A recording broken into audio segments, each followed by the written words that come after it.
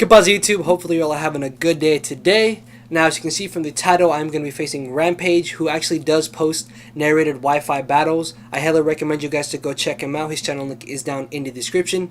Now looking from the team preview, as you can see, I actually have an Exceligor. The reason why I wanted to use Exceligor was because he's really fast and he gets access to spikes. So you're almost always guaranteed to get up at least 2 layers of spikes with Exceligor, which is just great. And then I also really wanted to use Choice Banded Victini and especially Defensive Milotic.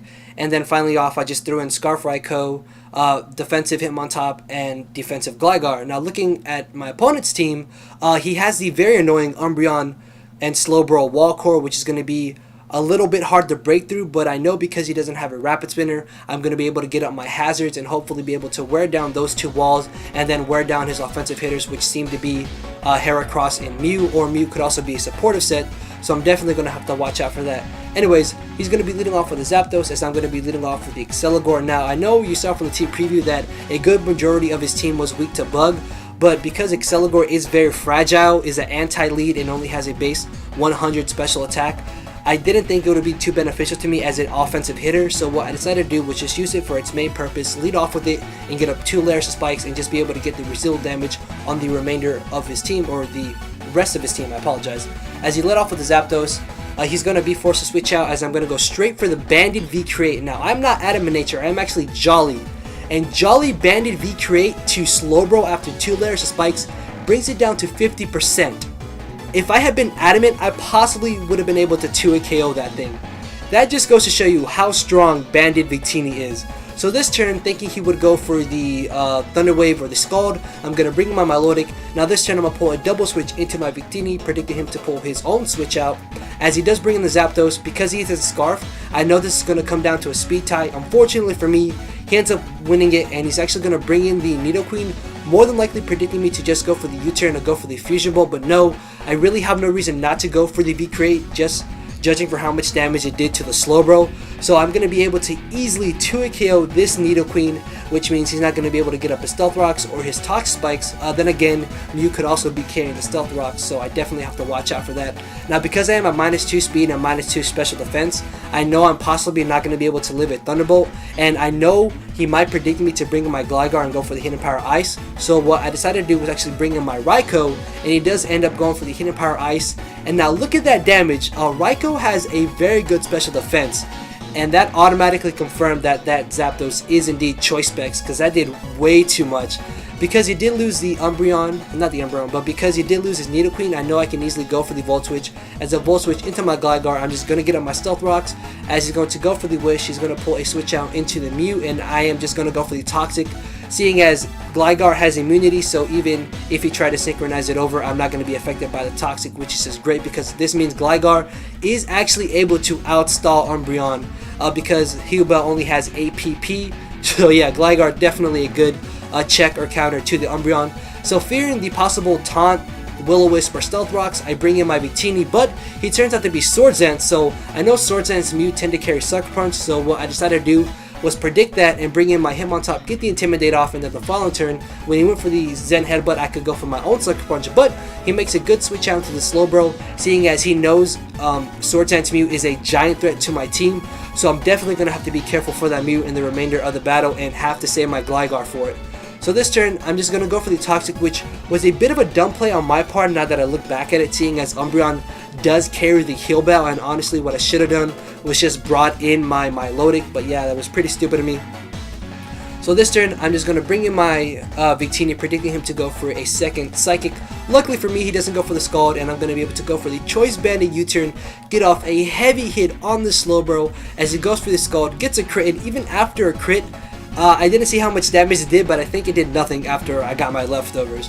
So yeah, this turn, I really have no reason not to go for the Scald or go for the possible Dragon Tail, and I actually did predict him to switch out, so I went for my Dragon Tail to be able to get the residual damage on whatever he decided to bring in, phase that out, and get even more damage on whatever got brought in. Unfortunately for me, he predicts that, stays in, go for the Scald, and then I Dragon Tail him out into the Zapdos.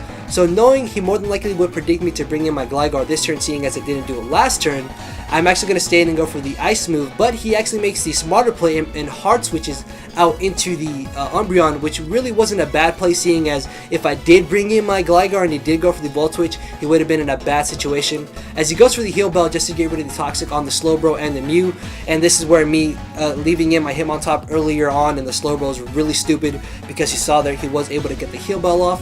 I'm just going to stay in. I really have nothing to fear from this Mew, so what I'm going to do is actually go for the Scald.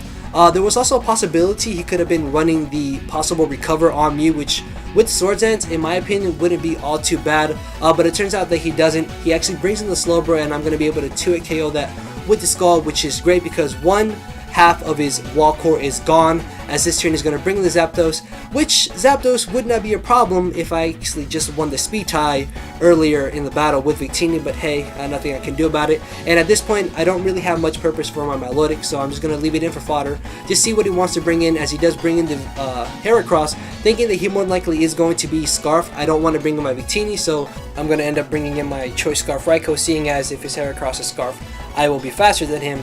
Now, not wanting to risk the Thunderbolt, not being able to finish off the Heracross, I'm actually going to Volt Switch instead and bring in my Hitmontop, seeing as at this point, Hitmontop is the most useless thing on my team, and I'm going to be able to get off a decent chunk of damage with the Sucker Punch. I was actually hoping it would be able to finish off the Heracross, so if he brought in the Zapdos, I could get off a bit more damage with the Sucker Punch on that.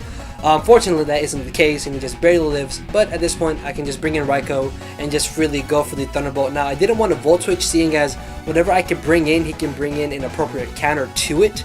So I decided just to go for the safe Thunderbolt. As he brings in the Mew, I don't want to take a Sucker Punch, seeing as it is very obvious, so I'm just going to bring in my Gligar, and the Fallen turn, on the off chance that maybe he was carrying Recover for some odd reason, I decided to go for the Toxic, but no, he instead just goes straight for the Zen Headbutt. But then again, thinking about it, if he was carrying Recover, maybe he would be carrying Leftovers with it instead of Life Orb. Then again, Life Orb could be very viable on it. I don't know, I'm just really overthinking things right now. So he goes for the Protect, and I knew that was coming, but I did not make the switch out into my Victini, which I should have done. And this turn, if he went for the Foul Play, I knew that at this point, I would have to stall him out, seeing as Victini is the only thing I have that can one-shot this Umbreon. And at that amount of HP, I know V-Crate will be able to finish him off, but he pulls the double Protect, and after that, he does have a possibility to live this Choice Banded V-Crate. Thankfully, he doesn't, and I'm not going to have to stall him out.